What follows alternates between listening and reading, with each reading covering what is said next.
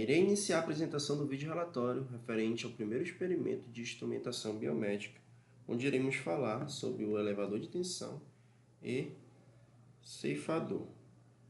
Esse vídeo ele é produzido pelos discentes Brian Lima e Luiz Henrique de Paulo Pinto.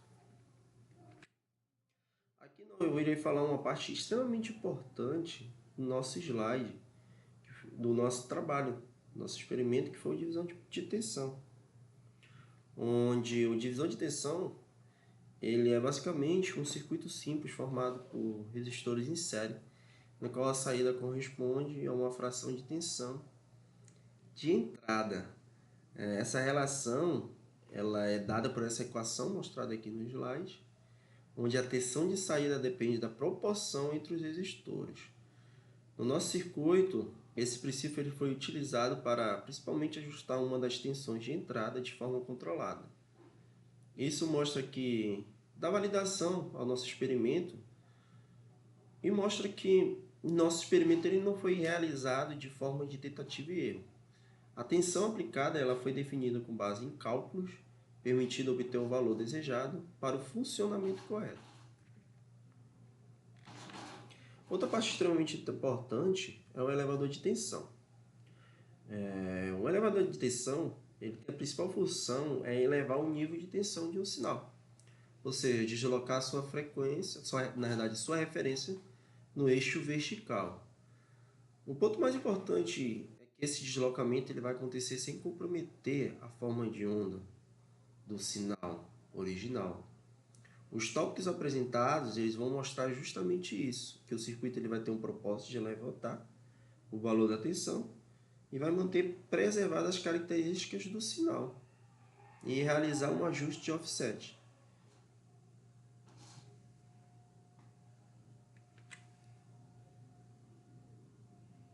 Aqui nós vamos ter a teoria experimental, que ele vai se basear-se, como já foi dito anteriormente, ele vai basear-se no princípio de somar uma constante a uma função variável e ter como principal função o deslocamento de sinal elétricos no eixo da voltagem, que é onde vamos ter que manter íntegros os aspectos de composição do sinal original. Aqui nós vamos ter a primeira parte da simulação em Proteus, onde vamos ter uma característica importante que foi analisada e vai ser dita logo à frente.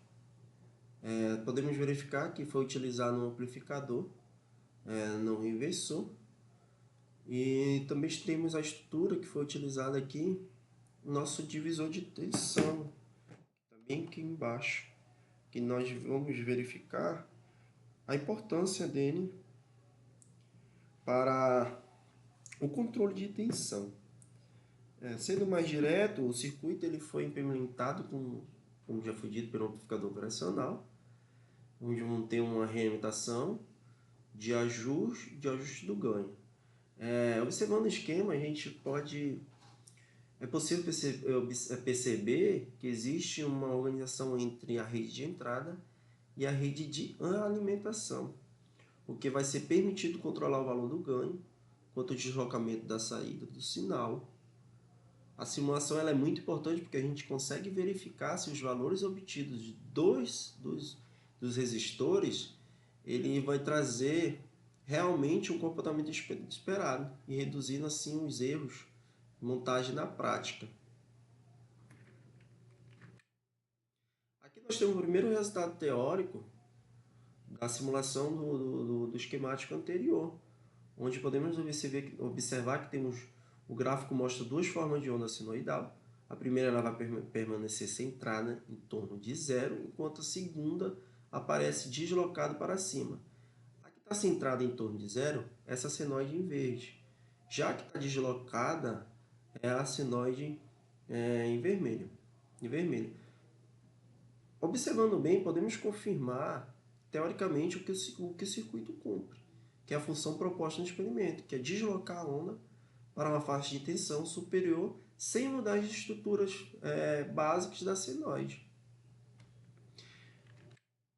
Já no diagrama de Bode, podemos verificar o comportamento do circuito na função da em função da frequência, onde podemos verificar que na faixa inicial a resposta permanece praticamente constante, indicando que o circuito ele vai operar de maneira mais estável dentro da região de interesse, à medida que a frequência vai aumentar. A curva vai começar a cair, podemos verificar aqui, no diagrama onde temos essa curva, um decaimento, onde o circuito vai começar a perder desempenho em frequências mais altas. Esse comportamento ele é extremamente esperado em circuitos com amplificadores operacionais reais, já que eles vão possuir limitações de banda.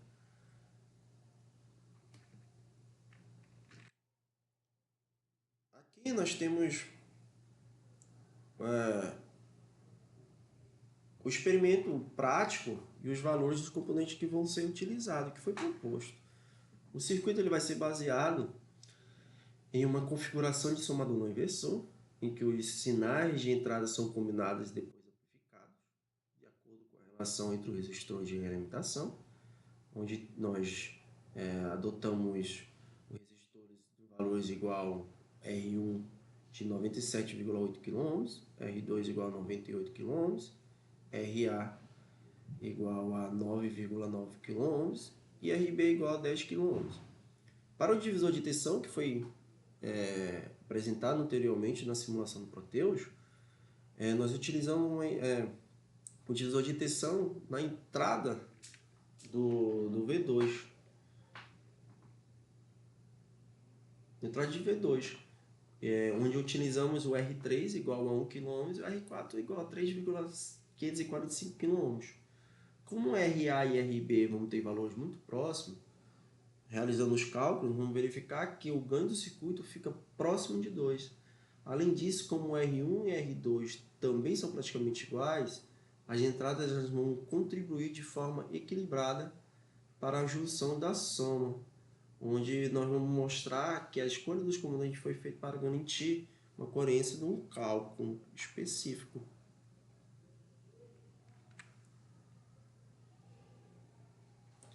Aqui nós temos materiais e métodos que foram utilizados. Utilizamos uma fonte de tensão, onde encontramos com 9,1 volts.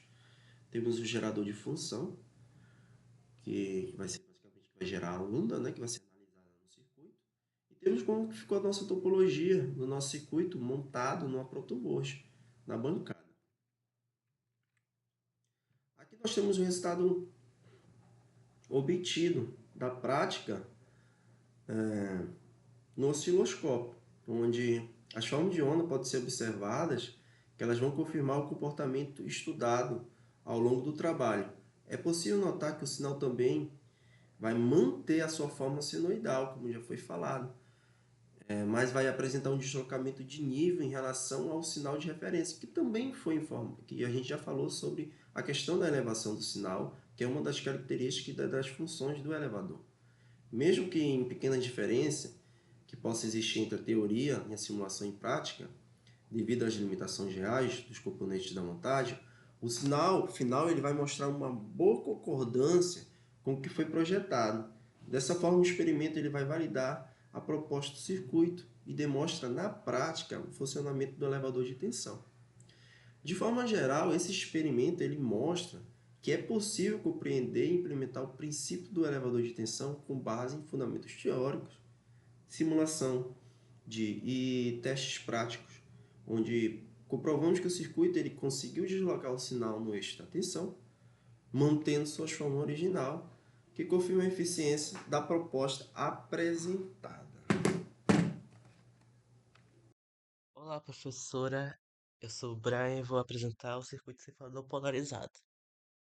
Nós podemos entender esse circuito como uma espécie de proteção dentro de sistema eletrônico. Na instrumentação biomédica, isso é muito importante, porque geralmente estamos trabalhando com equipamentos que são mais sensíveis, como, por exemplo, os módulos de CG e EEG, que eles vão precisar receber apenas sinais dentro de uma faixa segura de tensão. E se acontecer de um pico de tensão for inesperado, esse excesso que extrapolar, ele pode danificar os componentes do circuito, como o próprio microcontrolador, por exemplo. E é justamente ali que vai entrar a função do ceifador. Ele vai limitar o sinal, cortando as partes que ultrapassam esses valores que nós vamos projetar. E na prática isso é muito simples de se entender. Enquanto o sinal estiver dentro de uma faixa estabelecida, por exemplo, de 0 a 5 volts, ele passa normalmente dentro daquela faixa sem alteração nenhuma. Porém, quando ocorrer de algum elemento, por exemplo, ultrapassar esse limite de tensão, o circuito ele vai entrar em ação. Se a tensão subir além do valor máximo do diodo, diodo não, perdão. Se a tensão subir acima do valor máximo, o diodo vai conduzir e achatar o topo da onda. E da mesma forma, se o sinal ele ficar mais abaixo desse limite inferior, ele também vai ser bloqueado. E assim, o circuito ele vai garantir que a saída permaneça dentro de uma região segura. E isso é fundamental para que os conversores analógicos digitais, por exemplo, recebam apenas sinais compatíveis com sua faixa de operação. E outro ponto importante no projeto é a escolha do diodo. Nos experimentos, nós utilizamos dois tipos, um N4007 e o N5819. O N um, um N4007 é um diodo retificador de silício e ele apresenta uma queda de tensão interna em torno de 0,7 volts. Já o N5819, que é o diodo Schottky, ele possui uma menor queda de tensão e uma maior velocidade de comutação. E essa diferença ela vai influenciar diretamente o ponto em que o corte do sinal acontece. Com o diodo Schottky, o corte ocorre de forma mais próxima e mais precisa do valor desejado. Já o diodo de silício, o sinal ainda ultrapassa um pouco mais, né, antes de ser limitado. Por isso, a escolha do componente faz toda a diferença na precisão final do circuito. Bom, aqui nós temos a simulação do circuito do ceifador polarizado no Proteus, em que o objetivo aqui é analisar de uma forma mais eh, gráfica e clara a montagem do circuito realizado na PCB, perdão, na protoboard. Aqui nós temos um sinal senoidal aplicado à entrada e em série com um resistor de 10K. E logo após nós temos aqui um ramo com um resistor, um N4007, associado com dois resistores, sendo um de 10K e um de 620 ohms. Aqui nós podemos ver que é uma divisão de tensão em que o objetivo é limitar a tensão que o diodo vai polarizar. Que no caso aqui nós estamos projetando ele para polarizar em uma tensão de 5 volts. Aqui nós temos o diodo de silício, em que a mesma coisa acontece. Nós estamos usando a associação de resistores dentro de uma divisão de tensão para limitar a saída desse sinal. E aqui nós temos a ponta de tensão em que vai ser visualizado no gráfico analógico de simulação do Proteus. Aqui eu vou pular essa parte porque eu vou fazer uma comparação posterior do resultado da simulação no Proteus com o resultado encontrado na bancada. Bom, além da análise no domínio do tempo, também é importante observar como o circuito se comporta em diferentes frequências. Para isso, nós utilizamos o diagrama de Bode, que permite analisar duas características principais, é, o ganho e a fase do circuito. E essa análise ela é importante porque mostra se o sistema consegue proteger o sinal sem introduzir distorções indesejadas. No gráfico de magnitude, o aspecto mais importante é a presença de uma linha praticamente horizontal na faixa de operação.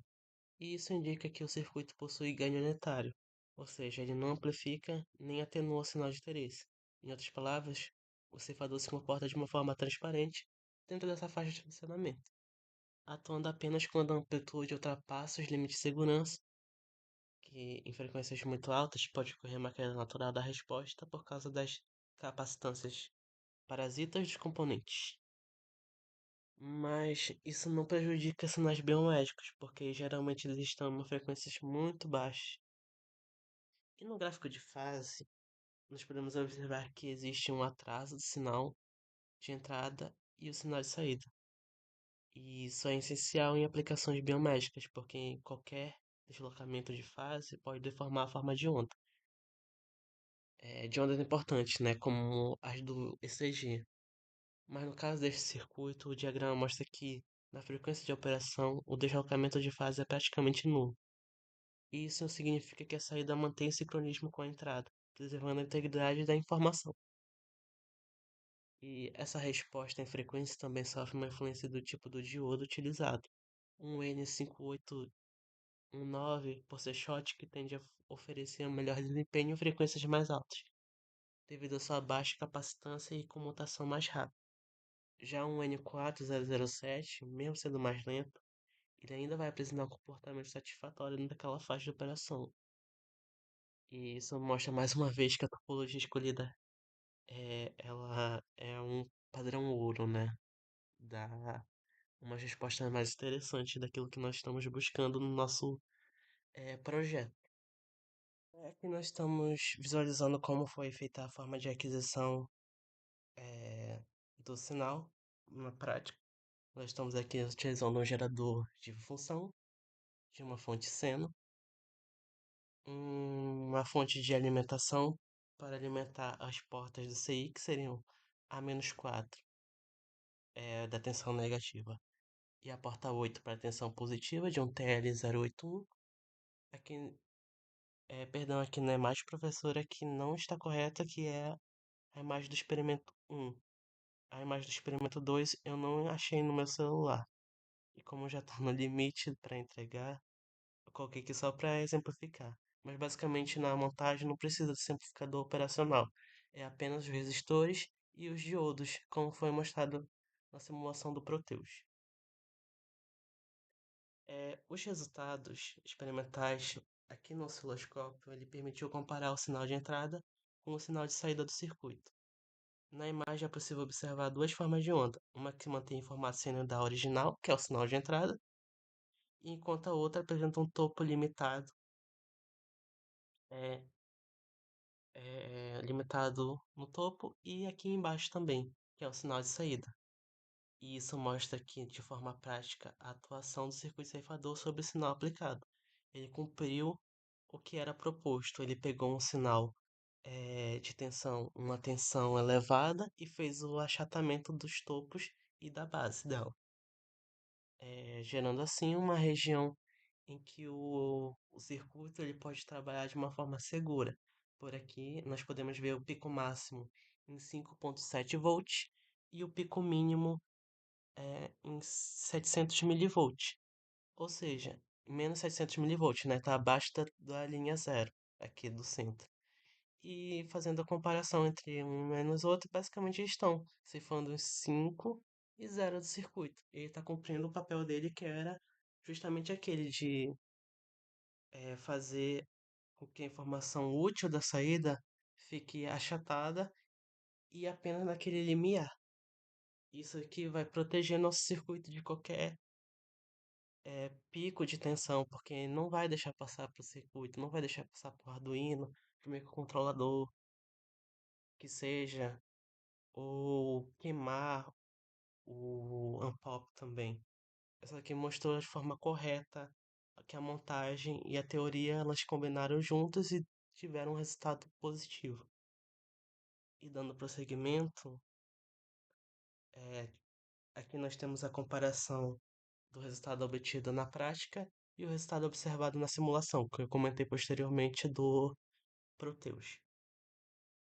À esquerda nós temos a forma de onda visualizada no osciloscópio durante o experimento em bancada, e à direita está o comportamento do mesmo circuito no ambiente de simulação.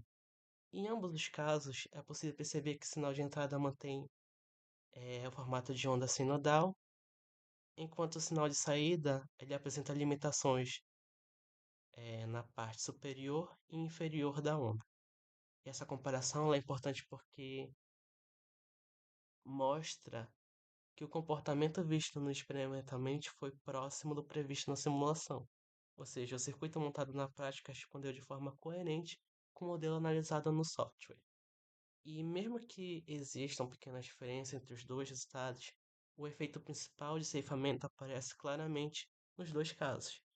E dessa forma, a comparação entre a simulação e o experimento, a comparação entre, eu vou apontando ao contrário, da simulação e do experimento confirma que o circuito funcionou como esperado, validando tanto a montagem prática quanto a análise feita no Proteus.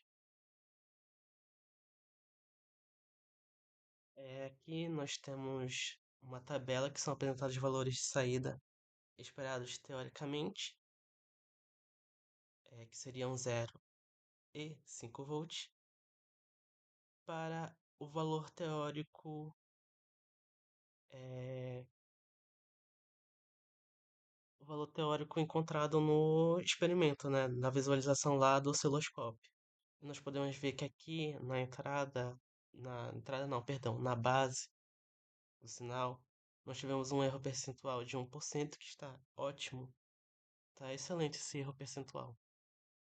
Já para a saída do topo da onda, nós tivemos um erro percentual de 6%, já é um erro mais elevado.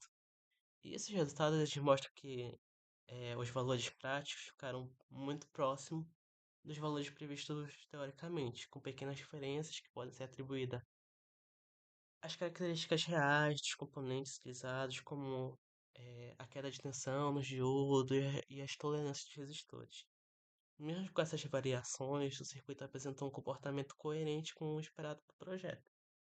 E dessa forma, a análise da tabela confirma que o ceifador polarizado funcionou de forma satisfatória e apresenta erros relativos a baixas e resultados compatíveis com a previsão teórica.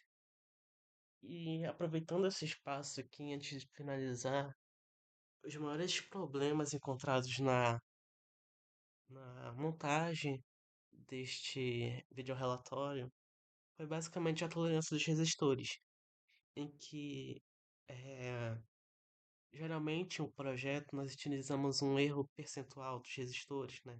Da tolerância deles, perdão, a tolerância dos resistores, em 1%, para mais ou para menos. Porém, na aquisição desses sinais de entrada e saída, nós tivemos uma pequena variação desses resistores para bem a mais do que 1%.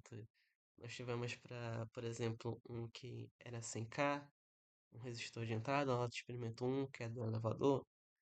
Eu não consegui achar um resistor que tivesse nessa faixa de 100K. Eu só encontrei uns que tivessem 97, 96K, mas são resistores iguais, né? Para o outro eu encontrei de 98K. E isso já vai dar uma diferença em um erro assim percentual em que para a análise que nós estamos propondo aqui no vídeo relatório está dentro de uma faixa segura ainda. Porém, se fosse um projeto um projeto que tivesse um ajuste fino bem detalhista com o projeto final, esses valores seriam muito ruins, iam impactar muito no resultado final do sinal. Que, como a gente falou, são sinais de amplitude pequena, né?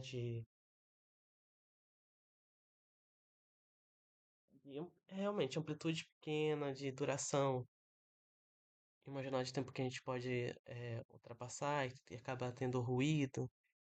Enfim, basicamente este foi o maior problema da aquisição de sinal e formulação desse vídeo relatório.